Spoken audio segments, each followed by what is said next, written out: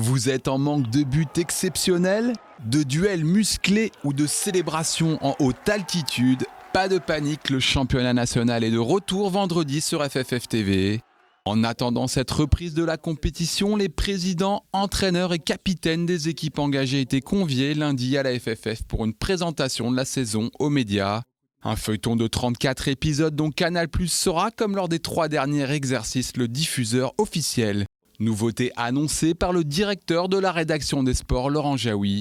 L'affiche choisie chaque week-end par Canal+ sera retransmise le vendredi à 18h sur l'antenne de Canal+ Sport. Elle y précédera un match de Ligue 1. Coup d'envoi de ce dispositif lors de la 5e journée le vendredi 30 août par un duel attendu entre le stade Lavallois et Quevilly-Rouen Métropole. Une édition 2019-2020 du National dont le rôle d'équipe reléguée de Ligue 2 sera tenu par le Red Star et son nouvel entraîneur Vincent Bordeaux. La S Béziers de Mathieu Chabert, sans oublier le GFC Ajaccio pris en main par François Ciccolini. Repartir sur une nouvelle dynamique sera l'ambition première de ces formations professionnelles. Une tâche pas toujours simple. Du côté biterrois, on pourra en tout cas s'appuyer sur l'expérience de Magno Novaes, élu meilleur gardien du National en 2018. Avec près de 200 matchs en 3e division, le capitaine brésilien sait que Béziers, dont le recrutement n'est pas encore achevé, va devoir rapidement enfiler le bleu de chauffe. Il ne faut pas qu'on démarre la saison en voulant montrer aux équipes qu'on sait jouer. Au contraire, je pense qu'il faut être très humble, comme beaucoup de personnes ont cité ici ce matin. Et voilà, et mettre le pied quand il le faut et aller au contact parce que c'est un championnat très, très costaud.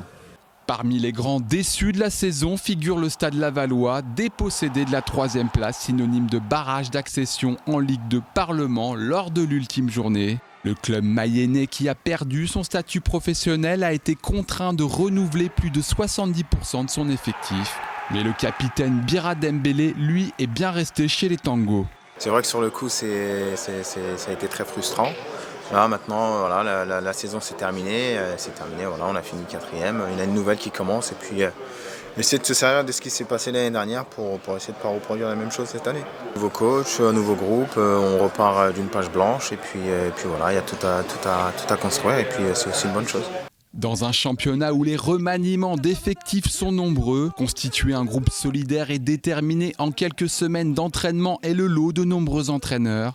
Auteur d'une première saison en N1 réussie, le FC Villefranche-Beaujolais et son entraîneur Alain Pochat ont d'ailleurs fait de la cohésion de groupe une des priorités de leur préparation. Il y a 8-9 départs pour autant d'arrivées, donc mine de rien ça change un groupe.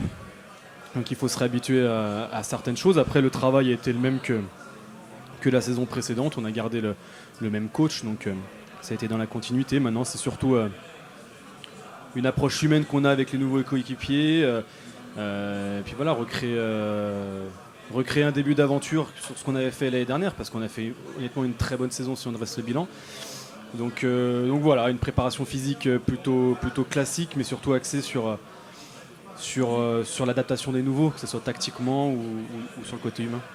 Du caractère, l'US Concarneau qui s'est maintenu sur le fil en mai dernier a dû en faire preuve. Pas de révolution au sein du club finistérien, mais la volonté de migrer vers plus de professionnalisme avec le passage de plus de 90% de son effectif sous contrat fédéral. Pour tenter de vivre une 4e saison en N1 plus sereine, le coach Benoît Coé a cherché également à recruter malin, avec l'arrivée de plusieurs éléments prometteurs, tous issus des divisions inférieures. On a été chercher des joueurs qui justement ont été très très bons dans leur catégorie en dessous, que ce soit défenseurs, milieu et devant, pour essayer d'être au niveau déjà. Et puis on pense que ces joueurs-là justement ont la capacité de s'améliorer, donc c'est pour ça qu'on a misé sur eux. Je crois que déjà on a eu un premier point déjà sur ce point de vue-là, au niveau des matchs de prépa, donc on a eu des bonnes sensations et ça c'est important, mais je crois que le groupe est plus homogène que l'année dernière. Et plus structuré, donc je pense que sur ce point de vue-là, c'est une équipe qui va être, je pense, bien dans l'organisation et surtout bien costaud physiquement pour apporter ce national. On poursuit ce tour d'horizon par les 4 promus, le Sporting de Toulon, l'US Créteil, le Puy Foot 43 et le FC Bastia Borgo. Des clubs aux histoires et aux profils différents mais à l'enjeu commun, s'habituer le plus rapidement possible aux exigences de la division. Le groupe il va aller un peu dans l'inconnu pour la majorité des éléments. La difficulté, ça va être pendant la période d'adaptation de prendre des points, de pouvoir prendre un bon départ. Puis après, c'est la compétition qui nous dira si on est au niveau. Bon, je pense que déjà on s'appuie sur une base sur une identité de jeu forte. Je pense qu'on va s'appuyer là-dessus. Et après, à nous de nous adapter le plus rapidement aux exigences de ce championnat. Rendez-vous vendredi à 19h45 pour suivre en direct sur FFF TV les 9 rencontres de cette première journée. Un seul mot d'ordre, messieurs les acteurs, à vous de jouer.